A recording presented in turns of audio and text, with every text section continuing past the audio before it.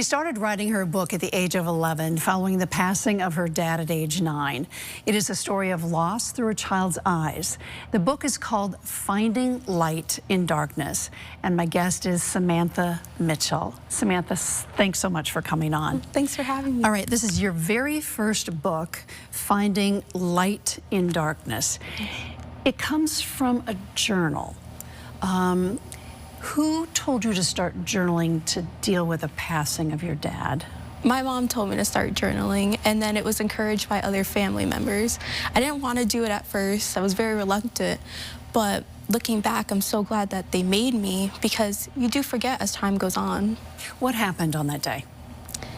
It was the worst day of my life. It was earth-shattering. My mom, she received a phone call, and we were all very confused, and then she came home with the unfortunate news that my father passed. It was unexpected, yes? Yes. So now a child of 9 has to go through loss, funerals, trying to get their life back on track. Tell me what that's like as a child. It's very rough, and adjusting to the new normal is never easy. We really leaned on family for support, and they were fantastic.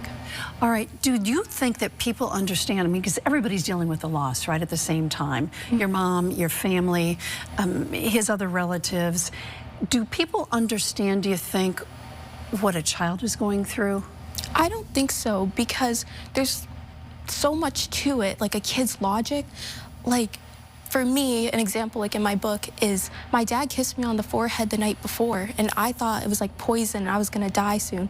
So no one truly really knows what a child is thinking. Because he had died, you thought maybe that's what happened? Yeah, like poison was seeping through. Because you're left with your own thoughts, right? Mm-hmm. Everybody's busy, arrangements are being made, they're doing the best they can, of course. In writing this book and putting it out there for others, what's your intent? My intent is for kids, I want to give validation for thoughts and feelings they might be having. And for adults, maybe give insight into what their child might be thinking. And do you plan to speak about it? What are your plans with this book? Just to connect to as many people as I can. What do you think somebody didn't know about you that maybe they should have when you were trying to deal with grief? Something I think maybe they should have known. There's not really, I don't think, something. It was a very rough time, so. Do you remember the time when you could move on, and as a young teenager, did you feel guilty about it, that you were moving on?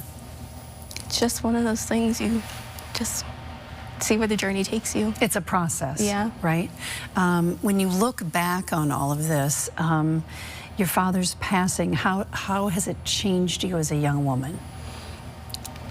It changed me because my dad was all about helping people, and through his passing, it's given me a way that I can now help others. When you were writing this book, did you feel any part of him helping you through it? Oh, for sure. I felt his presence. And when you went back to look at the journal, you obviously said you forget things. Did it help you or hurt you rereading those passages? You have to be reminded of the pain in order to realize how far you've come, I think. So it was interesting. Samantha, you are so brave and so wise in your young years. Thank you. What does the future hold for you? What are you doing next? We'll see what happens. We'll definitely in a year graduate high school and start preparing for college. All right. And what do you think you want to do? I don't know yet. That's good. Just look at it all. Yes. Samantha, thanks so much for being here, and thanks for helping other young people who may be suffering a loss. Thank you for having me. Appreciate it. And if you'd like to know more about the book, Finding Light in Darkness, go to WTNH.com or the News 8 app.